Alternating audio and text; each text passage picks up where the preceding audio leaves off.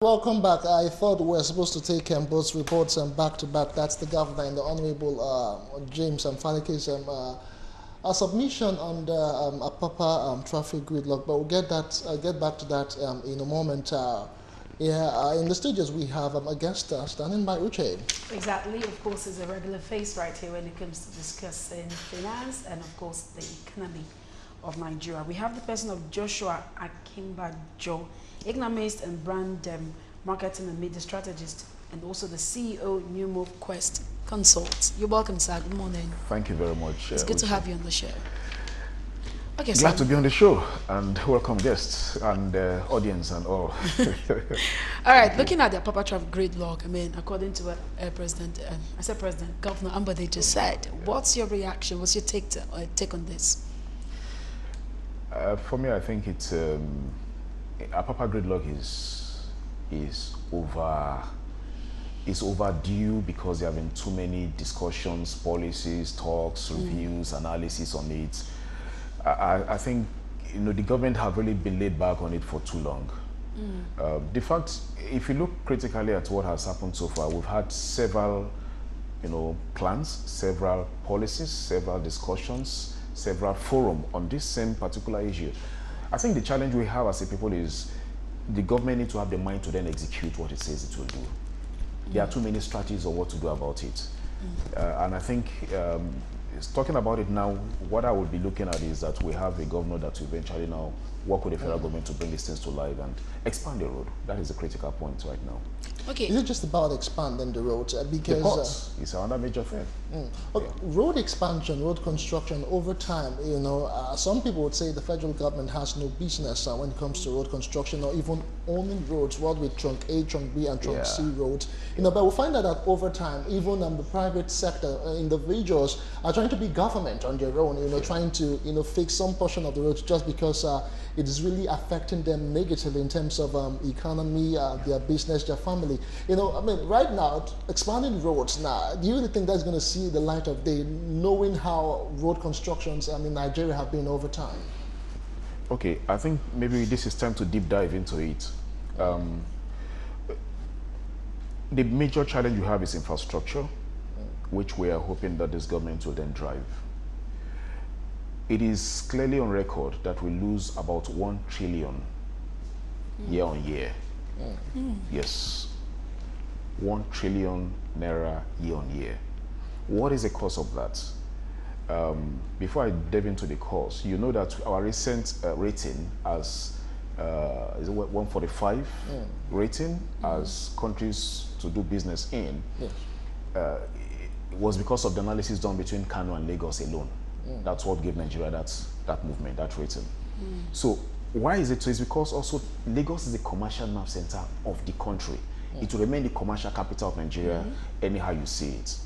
Now, you have ports, which is a major base and a major bane of what we are going through right now. Every ship and every importation and every exportation happens from that part. Now, how much of the port itself has been decongested? Okay. We talk about, there was a time there was some proposal that maybe we should look at Nigeria as the West African hub for ports. But when the ports operate and goods come in, where do they go through? So that is why I said the first thing about road expansion. Road expansion also because the Lagos State is about 24 million right now, based on recent Lagos State's estimates, population-wise. 23 million plus, about 24 million. This is from 10 million a couple of years back. Yes. Now, when you look at this, population keeps expanding. And the demand for housing and within that same area keeps increasing. But then you don't have a corresponding infrastructure to meet that requirement. Then if you go to that axis, there are many houses that between us should actually not even be there again. Okay, just before you go further, we're just getting signals from Abuja right now. We have the Honorable representing Apapa Federal Constituency at the House of Representatives, Honorable Joseph Ayodeji Adebayo. Many thanks for joining us on Galaxy today, Honorable. We're looking at the persistent traffic gridlock along the Apapa axis, which you represent over time there have been policies and more policies, and yet nothing seems to be changing. I mean, what are you doing as regards this particular issue? Because a whole lot of people are crying by the day.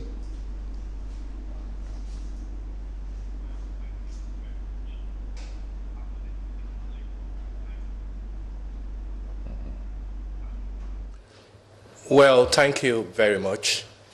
As a legislator, my job is to make laws. And I was the chairman of Apapa, and I know the problem of Apapa. So my first month in Apapa, in Abuja, as a member of the House of Reps, I actually moved the motion on the traffic situation. And I still did the same, maybe sometime last month. And not just moving that motion, because I know part of the problem of the gridlock is lack of truck parks. And we have an abandoned truck park in Apapa, in Tinkan Island. And that was another motion that I had to move immediately I was elected. There were 3 motions, I mentioned 2. The third one was about the road, which was another major problem, compounding the situation of Apapa. I moved the motion that the Wharf Road, the road that leads in and out of the port, should be fixed. And today, I'm very happy that there is, progress on that. And even on the traffic situation, as at today, I think it's better now. Why would I say it's better? All the trucks are now conforming to the 1-lane system that the local government suggested even as far back as 2014 when I was the chairman. So I think that is what they are doing now, and I know it can only get better because the federal government is now very serious about it. A very hard-working governor of Lagos is seriously working on it, and our amiable local government chairman. In fact, as we speak, there is an economic summit going on in Apapa, and part of what they are discussing is also the gridlock. We shouldn't toy with Apapa, and I want to believe we need to give Apapa the attention it deserves. And if we can do that, then even Nigeria will be a better place. No, the average Nigerian or the average, resident around the Apapa axis and people who do business around there may not share your enthusiasm as regards the situation being better. Because if you take a drive through from Oshodi going towards Apapa, if you try to go through that road, you find that it's almost unmotorable. There's no, all the trucks have actually blocked a particular lane completely as though it's their own car park. Maybe the car parks that have been built are not really as much. Our guest here in the studio, has actually recommended the expansion of roads, and the governor of Lagos State is saying that if we are, that's the state government and operators around that axis, if they tend to work on the operations of port activities, that this issue will be a thing of the past. But as regards the road being better, I don't know if Nigerians along that axis would want to agree with you.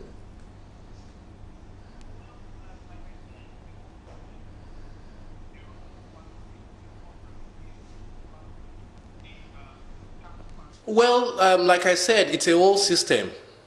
The road is part of it, the port activity is part of it, the tank farm operations is also part of it. So it's not just one aspect that you feel once you resolve it, everything is resolved. No. Even the terminal operators, they need to also open their doors. Before they got the concession, they were told that they must have, holding bays. And I'm very sure most of them do not have. And that was part of the motion I moved. I am not a member of the executive, and what I can do now is to make laws, that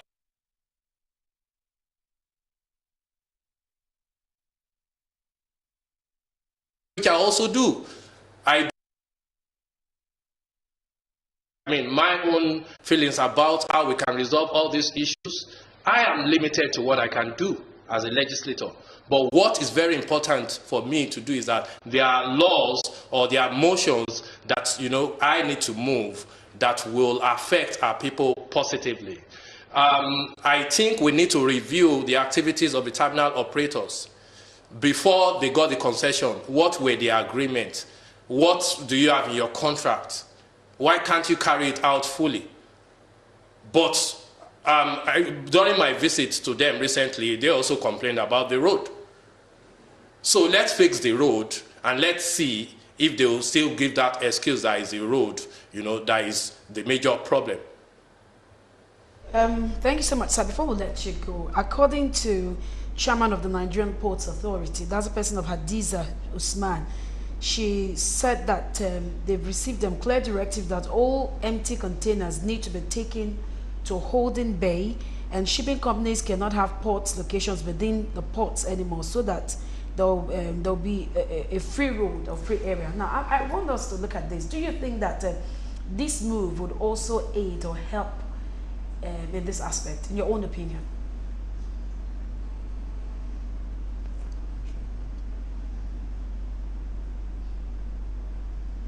Sorry, can you say that again? I didn't really hear you. Okay, I said according to Hadiza Usman, she said that they have received directives. According to her now, she's saying that all empty containers need to be taken to holding bay. Shipping companies cannot have port locations within the ports anymore, so that there will be a whole lot of free space within the area. She also noted that the need for all tank farms owners to comply with the utilization of holding bays, and that there will be no more approvals of tank farms. No permission will be given to them again within the area. In your own opinion, do you think that this will also aid the situation, or would you rather suggest other means?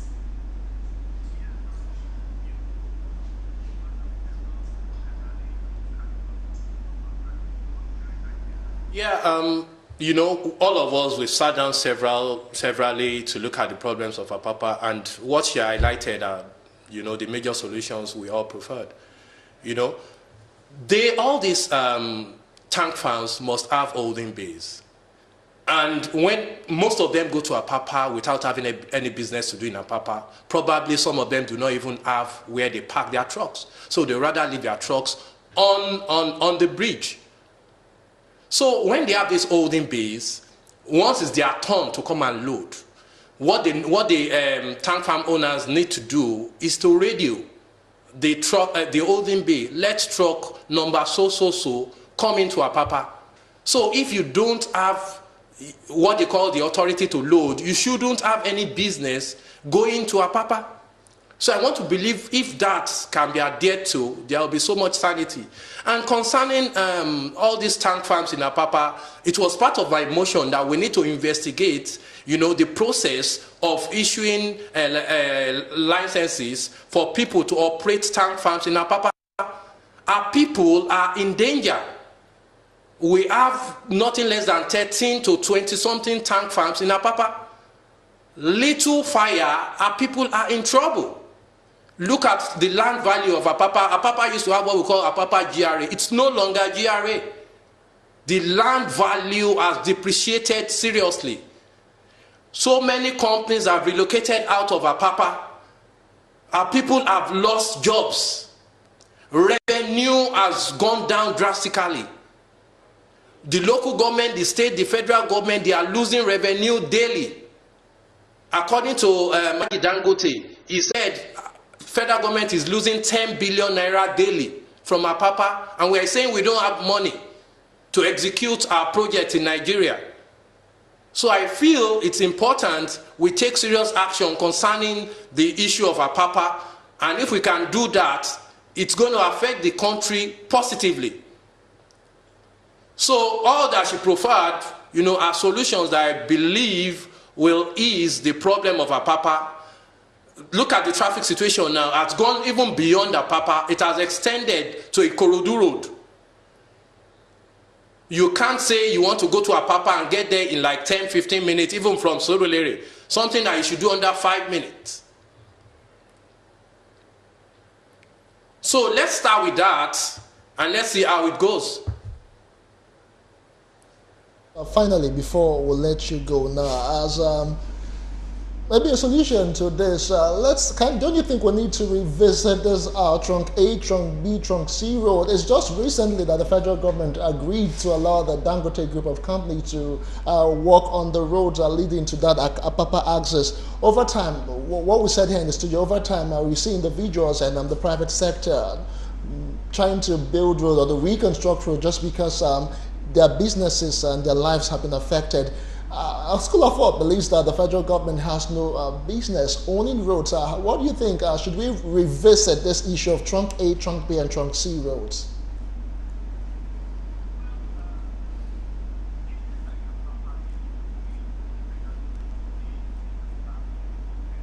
Well, a place like Apapa, there is no way the federal government will say they don't have any business doing roads. No.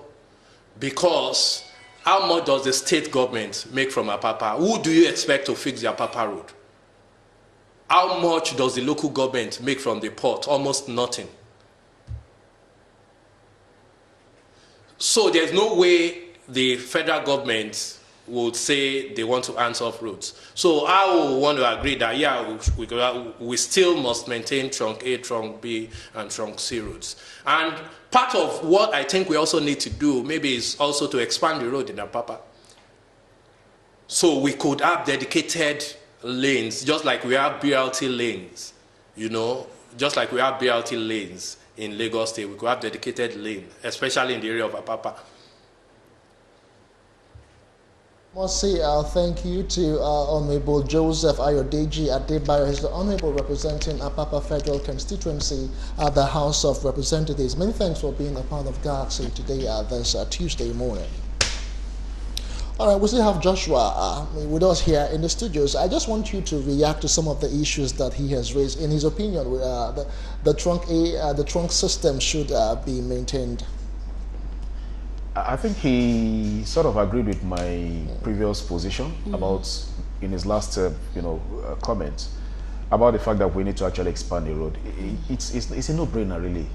I think the major challenge that the government have is the willpower, or maybe it's, I'm always careful not to say whether it is because some people have some other interests. Because if you've had policies that have been made, if you've had discussions, you heard him just now say they've had meetings, he's moved motions, and he was here previously as a chairman of Apapa local government, if I'm not mistaken, before he became a House of Reps member. And there have been several seminars, symposiums on that particular axis. So what is then the problem with the government? Is it the willpower to now implement those laws? We have the Federal Highway, Highway Act that also stipulates how the road usage should be effected and who can benefit and at what point you can even be there. It has never ever been implemented. So first point is to actually look at the port itself, because we don't have any choice right now. The Lagos port, Apapa port, is a major economic beehive, and because of that, the challenge that it poses is that every economic activity starts from there and ends from there, because you're exporting, you're going through there. You're importing, you're coming through there. So where do these trucks then pass through? Beyond the tank farms that you have, okay, the truck parks are a different issue entirely. Yes. The population in that place, and in Lagos particularly, is expanding on a continuous basis. So as we see the expansion, what do we do as a nation? Most times we want to refer to what has happened in Singapore, in Hong Kong, where there was a reason to actually now create a new port. For example, the Hong Kong, the Singapore experience. And the only thing the people could do was to have an innovative mindset to totally, don't forget that Singapore is almost like Nigeria, even Hong Kong. Like Lagos, it's an island. They recreated an entire airport on the sea. Massive airport on the sea. And because we need to be more innovative in the way we want to find solution, and then we need to have the willpower, the courage to drive it. Leadership is not just about character. It's also about the core values you need to have. Beyond the core value, it's also about compassion. But these three are just like the foundation. The other two solid parts that a good leader needs: the courage to implement something that you have agreed to do, and then you talk about the competence to deliver. Okay. And I think that's what we're faced with right now. Okay, that's good to know. Okay, now I'm more concerned about what Aliko Dangote said, that we lose 10 billion naira daily. And compare that with 1 trillion. okay, so now I'm wondering, if we lose 10 billion daily, then how much do we make daily? I don't have the numbers off my head. And I can definitely investigate that and share. But one of the things I find very interesting is, which is really why we're having this kind of chat right now, this port, Apapa port, is a diamond mine, not just a gold mine. We just say that everything comes and goes from there. Now, if a man imports and cannot take the goods out, Okay. what then is the value? Meanwhile, as those goods are there, demurrage isn't paid. True. So he's incurring more and more. The process even to facilitate is even an issue. Now, the truck to come and pull the things out can't even go in. I mean, I passed here about 2 weeks ago. I didn't even know we were going to have this 6 or 3 weeks ago. And he just mentioned that the traffic is up to the Code Road. It was all through Western Avenue. Wow. They were packed, and I'm not kidding. I just deleted. I had a video. I was videoing the thing on, and I think I sent a message to him. I said, "What is going on in Lagos?" This was even fun enough on a Saturday. Wow. It was on that bridge, so the effect of it on the bridge is another thing. Wear and tear is going on. We are not even talking about the health of the people who are going through. We're not even talking about the pollution that is also going on. We're just talking about the cost implication of the movement. Yeah. Okay. You know, so expansion of the road is very key, but there is a need to also deal with the port activities itself. Recent executive order mandated that transactions there should be within 48 hours, which was part of what stimulated all that happened. We're having place to do business. But in spite of that executive order, what other billing processes have been put in place? Concessions and all, have they been done? And the buildings that are there, can they also review the way they are so that they can have a chance to actually expand the road? We talk about an abandoned truck park. Yes, we do. You know, so what is the government doing about this? Okay. That is a challenge. I think if that is fixed, we'll be able to be. Right. Okay, I like what he said earlier about probably expanding the road, but I'm also looking at Apapa Port is not the only port we have, even if it is the most populated or probably the mostly used. What happens to other seaports we have? Why aren't they as functional as, I know they function, but maybe not, the activities there are not as much as that of Apapa. I think diversification is what needs to then happen. You have a port which we popularly call Dangote Port in Ikorodu. Ondo State, Akeredolu recently is making a move for Ondo State to be given that opportunity, you know, for the same level of activities, which will then remove the pressure from Lagos where possible. Yeah. But we also know that Lagos is, because it's the hub, Yeah. okay? But if you don't empower, or if you don't provide infrastructures, which is what we keep saying, where there is no infrastructure, how do you then have it happen? That is the number one thing, which is why, like we said some time back, it's important that we realize that the government is saying need to add more money for capital, you know, capital development and capital expenditure. But the point is that how well is the diversification within the nation also taking place? But starting from Lagos. Because you have to have created that room in Lagos. Ikorodu is there. What have we done about Ikorodu to divert the same thing? How about Port Harcourt? And Port Harcourt is there. Worry, I mean, yeah, We've been talking about the dredging of the Niger, the second Niger bridge and everything. All right, it's still Galaxy today. We still expect your views and comment. Already some are coming in. This one's from Sheyi Kaduna. He says, I see a lot of tankers on that Apapa road. If a rail is constructed, it will reduce the number of tankers. A train can do the work of 60 tankers. That's his opinion. We still expect your views and your comment. You can send them through SMS or interact with us on our Facebook page. We'll take this report on the return of traffic